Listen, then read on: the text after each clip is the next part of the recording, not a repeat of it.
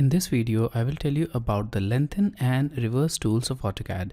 So here we have these three simple geometries, and we'll start with the lengthen tool here.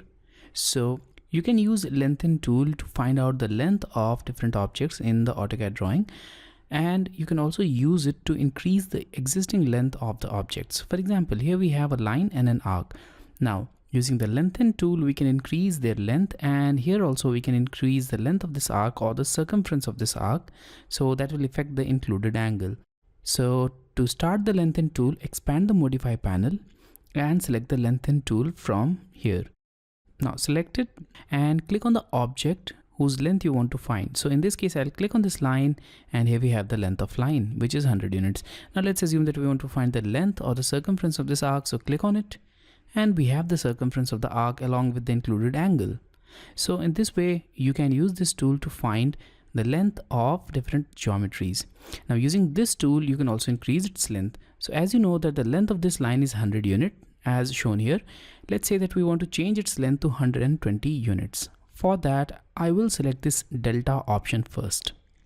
Now using delta option, you can change the length to any value. So here we want to change its length by 20 units. So type 20, press enter. Now click on the side on which you want to increase the length. So I'll click close to this endpoint, and the length will increase by 20 units towards right side. You can now also click on this left side to increase it by 20 units here, and you can keep on clicking if you want to increase length even further. Now let's press enter to exit this command.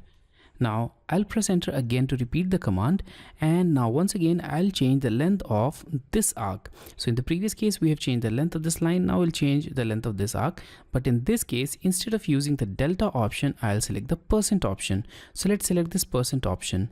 Now using the percent option, you can also change the length of existing objects, and for that you can enter a value which is greater than 100 and also less than 100. So if you enter a value which is less than 100, for example 80, that will decrease the length, and it will decrease the length by 20%. And if you enter a value like 120%, it will increase the length of the existing object by 20%.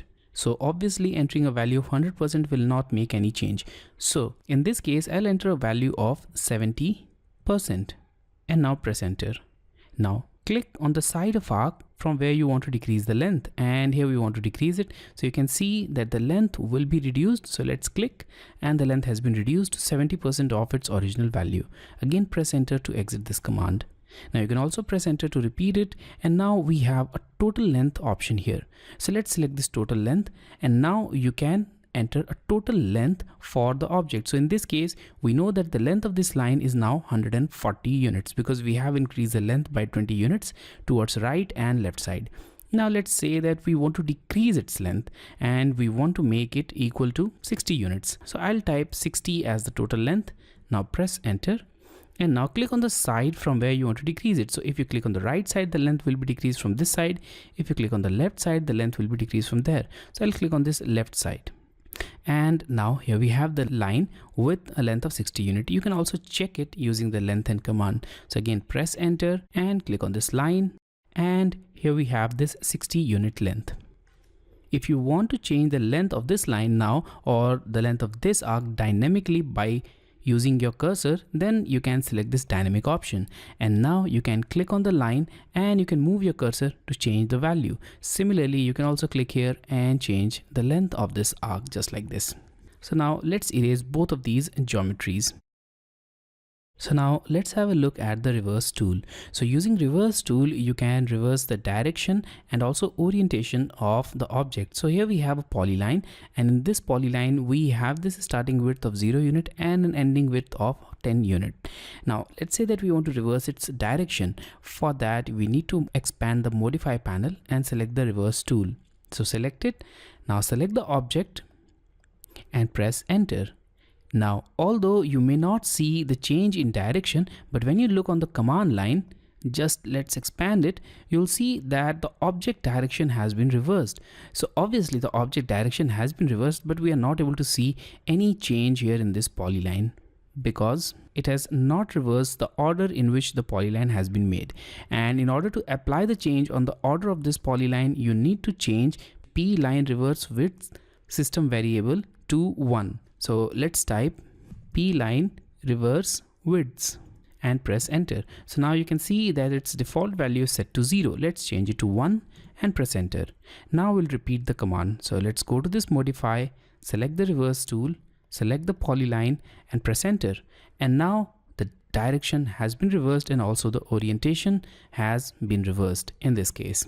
This reverse direction tool is especially helpful for this kind of cases, and it's also helpful in the situations where you have a line type containing text and when the direction of text is not appropriate or not according to your requirements. So you can use this tool to reverse the direction of polyline or reverse the direction of line type to make it appropriate as per your requirement.